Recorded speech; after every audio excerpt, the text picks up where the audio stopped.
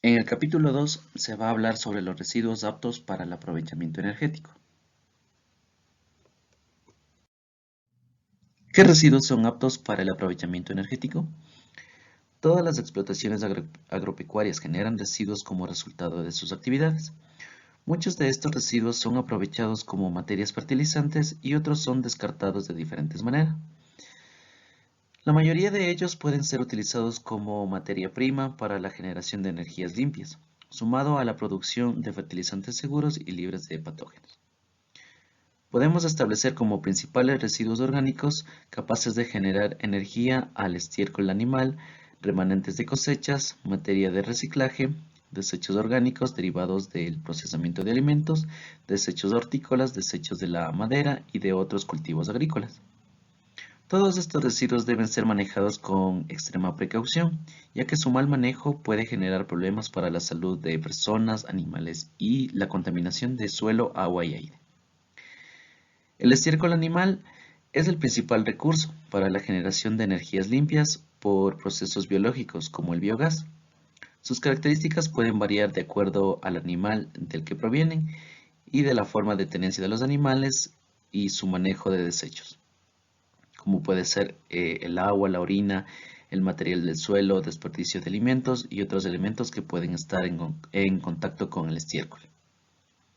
Es importante recalcar que las excretas animales utilizadas para el aprovechamiento energético son normalmente recogidas de encierros, de ordeños o de áreas de manejo. Las excretas de animales criados de manera extensiva en espacios abiertos rara vez son recolectadas por estos usos. Permanecen en el suelo sirviendo como fertilizante, pero a la vez contaminando las fuentes de agua superficial por escorrentía, las subterráneas por la exhibición y el aire por la emisión del efecto invernadero, del gas de efecto invernadero. Según su contenido de agua y orina, el estiércol puede ser clasificado como sólido, semisólido o líquido, afectando drásticamente a los procesos que se realizan para su aprovechamiento energético y su uso posterior. Tenemos los desechos del procesamiento de alimentos. El procesamiento de frutas y verduras genera un elevado porcentaje de residuos orgánicos sólidos y líquidos, que pueden ser utilizados para la generación de energía. Algunas frutas, por ejemplo, generan hasta un 50% de desechos provenientes de su procesamiento. Muchos de estos desechos pueden ser aprovechados además como fuentes de alimento para animales de granja. Los desechos frutales, hortícolas y de cultivo de ciclo corto son residuos que provienen de la cosecha y poscosecha de frutas, hortícolas y otros cultivos, pero no de su procesamiento, por lo cual se conservan las características propias del producto. Son comunes en todas las granjas familiares y de pequeña escala, donde solo se dedican a la cosecha de cultivos de ciclo corto. Los desechos agrícolas y madereros.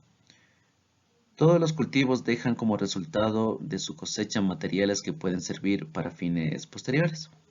Las hojas, las ramas y troncos son algunas de los residuos de todos los cultivos agrícolas. Algunos pueden servir como alimento animal, otros como cobertura para el suelo.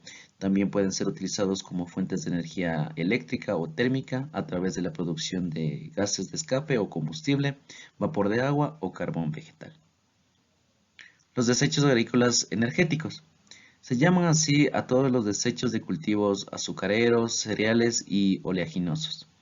Estos son destinados principalmente a la producción de biocombustibles como el bioetanol, el biodiesel, utilizados principalmente como combustible líquido en vehículos. La caña de azúcar, por ejemplo, es utilizada para la producción de bioetanol. Asimismo, otros desechos con elevado contenido de celulosa son aprovechados con el mismo fin.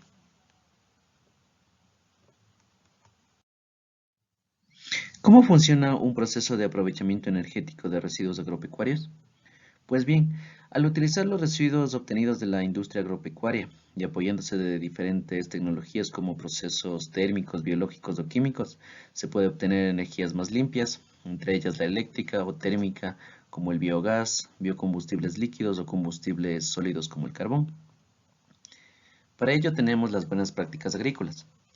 en donde uno de los principales beneficios obtenidos de la adecuada gestión de los residuos agropecuarios es la conservación del medio ambiente y de los recursos más importantes para el agricultor, como son el suelo, el agua, los cultivos y el aire. Los residuos orgánicos e inorgánicos son manejados de manera inadecuada, causando la contaminación del suelo y las fuentes de agua. Es importante comprender que al afectar estos recursos, la explotación agrícola o pecuaria no será rentable. Por esta razón, el uso de buenas prácticas agrícolas enfocadas a la conservación del suelo y el agua, así como los cultivos y la salud tanto de los animales como las personas, es primordial para lograr que la granja se convierta en el sustento de la sociedad como un enfoque a largo plazo. Entre ellas tenemos el manejo del suelo. El suelo agrícola debe mantener de preferencia un balance adecuado entre materia orgánica, agua, aire y minerales.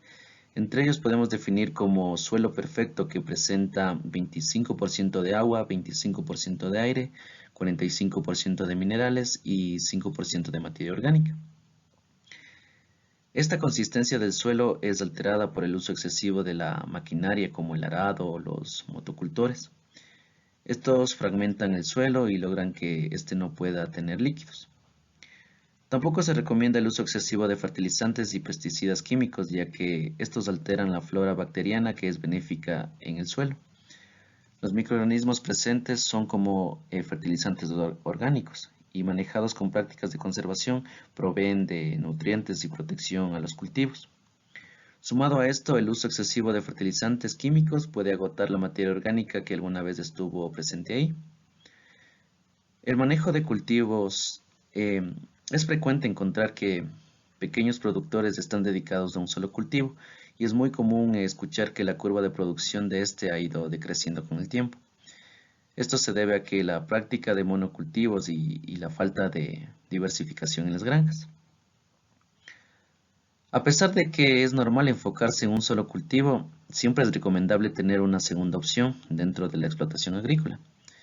Al tener diferentes cultivos y prácticas de rotación de suelos, se puede evitar la proliferación de plagas y patógenos que pueden ser causantes de una producción reducida. La rotación de cultivos es el cambio de un cultivo a otro al terminar el ciclo de producción. De esta forma, los patógenos no podrán desarrollarse en el suelo y su población será eliminada para el siguiente ciclo. Es recomendable tener otros cultivos entre o junto los principales de los que se tengan sembrados. También la asociación de cultivos suele ser una herramienta para facilitar nutrientes a las plantaciones. Por ejemplo, la asociación con leguminosas es una fuente de nitrógeno para el cultivo al que se esté asociando. Tenemos también el manejo del agua. No existe una plantación que pueda sobrevivir sin agua, y a pesar de que este recurso es abundante en nuestro país, las diversas fuentes que se tiene a disposición suelen estar contaminadas.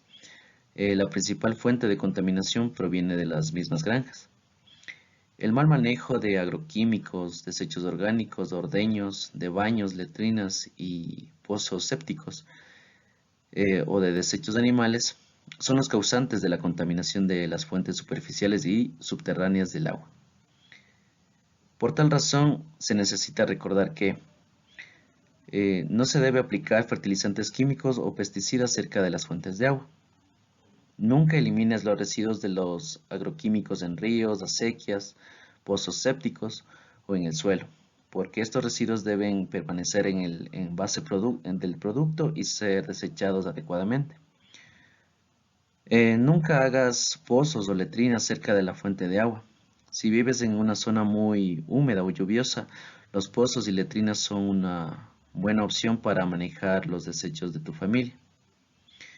Jamás uses los ríos o quebradas como alcantarillas, dado que eh, de tu servicio higiénico, sino que cuentas con sistemas de alcantarillado en tu comuna. Asesórate sobre métodos de manejo de aguas hervidas.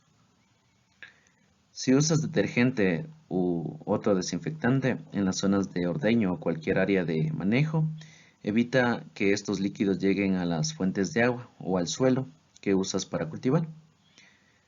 Evita consumir el agua proveniente de ríos o fuentes subterráneas sin antes haberla hervido o desinfectando con cloro. es probable que sean fuentes contaminadas. Y ten mucho cuidado con este recurso. Tienes que mejorar la producción del cultivo, de la salud de tus animales y sobre todo de tu salud y de toda tu familia. Capítulo 3. Tipos de tecnologías de aprovechamiento energético de residuos agropecuarios. ¿Qué tecnologías son las más utilizadas para el aprovechamiento energético de residuos agropecuarios? El aprovechamiento energético de residuos agropecuarios debe realizarse mediante diferentes tecnologías. La selección de la tecnología depende principalmente de las características de la biomasa. Esto quiere decir que existen residuos que debido a sus propiedades físico-químicas se las puede tratar mejor con una u otra tecnología. Se seleccionaron 7 tecnologías, de las cuales 4 son tecnologías basadas en procesos termoquímicos, 2 en procesos bioquímicos y una netamente química. Los desechos animales pueden ser tratados únicamente mediante la digestión anaerobia, ya que tienen un alto contenido de humedad y no son ricos en los demás componentes de interés. Por otro lado, los residuos aptos para los procesos de transcertificación o fermentación alcohólica solo son aquellos residuos con un alto contenido de ácidos grasos o de azúcares y almidones respectivamente. La gran mayoría de los residuos seleccionados pueden ser sometidos a procesos termoquímicos, ya que su única restricción es que el contenido de humedad no sea demasiado alto para no perder energía en la evaporación del agua. ¿Qué modelos de implementación de tecnologías AERA son los más exitosos? Para la implementación de tecnologías AERA se observa que el criterio de economías a escala es aplicable, ya que en los proyectos donde se tratan grandes cantidades de desechos se consiguen costos de inversión más bajos por cada kilovatio de energía producidos. Además, son mucho más rentables y sustentables. Considerando que cada productor individualmente no está en capacidad de implementar un sistema AERA, ya que desde un punto de vista económico, por los costos de inversión y de operación que esto involucra, o desde la perspectiva técnica, ya que no generan las cantidades necesarias de residuos en cada OPA, se recomienda a los productores asociarse para cubrir los gastos de inversión y operación, así como de recolectar los residuos necesarios para alimentar el proceso seleccionado. Clasificación de las tecnologías de AERA más importantes. En primer lugar, se las puede clasificar de acuerdo al mecanismo de obtención de la energía, las cuales pueden ser de origen termoquímico por las reacciones que liberan energía y se llevan a cabo a altas temperaturas, bioquímico, por los procesos biológicos a través de la acción de enzimas, levaduras u otros organismos o puramente químicos.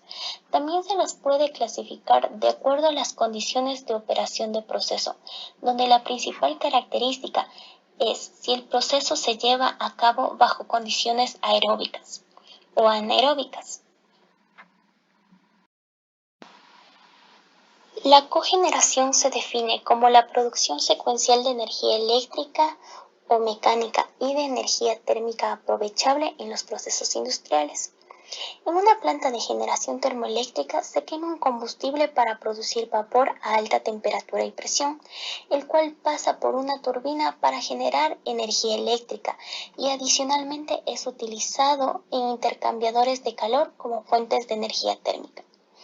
Esto es importante para el cambio climático, ya que realiza la reducción del uso de combustibles fósiles, así como de las emisiones del gas de efecto invernadero por el manejo adecuado de residuos. Digestión anaerobia. Es un proceso biológico en el cual diversos microorganismos interactúan entre sí en ausencia de oxígeno para convertir la materia orgánica en un producto gaseoso conocido como biogás, constituido por metano y otros productos inorgánicos, incluyendo agua y dióxido de carbono, así como fertilizantes orgánicos conocidos como biol y biosol. El metabolismo bioquímico sucede en 3 etapas. hidrólisis, acidogénesis y metanogénesis, en las cuales distintos microorganismos trabajan de manera conjunta y coordinada para llevar a cabo la digestión de los desechos orgánicos. El proceso a pequeña escala se lleva a cabo en biodigestores artesanales. No requieren un monitoreo sofisticado ni de inversión en equipos de mezclas ni calefacción. Fermentación alcohólica. Esta tecnología utiliza biomasa residual con alto contenido de azúcares, almidones o celulosa. En el proceso de obtención de bioetanol a partir de azúcares como la caña de azúcar, los azúcares son directamente fermentables para la obtención de bioetanol. Para obtenerlo se lo realiza a partir de amiláceas como el maíz y el trigo. El almidón debe ser convertido en azúcares antes de la fermentación. Por último, para la obtención de bioetanol utilizando celulosa se requiere separar mediante enzimas la lignina de la celulosa y posteriormente se hidrolizan las moléculas para romperlas y obtener los carbohidratos que serán fermentados y convertidos en bioetanol. Transesterificación. Es un proceso por el cual se obtiene biodiesel a partir de la combinación de aceite vegetal o grasa animal con un alcohol y un catalizador alcalino. Se puede extraer aceite para producir este combustible de casi cualquier cultivo oleaginoso. A nivel mundial, las fuentes más populares de biodiesel son la canola, soja, palma o coco. El biodiesel puede mezclarse con combustible tradicional o quemarse puro en motores de encendido por compresión. Al igual que el etanol, el biodiesel contiene solo una cantidad insignificante de azufre y reduce las emisiones de óxido de azufre de los vehículos.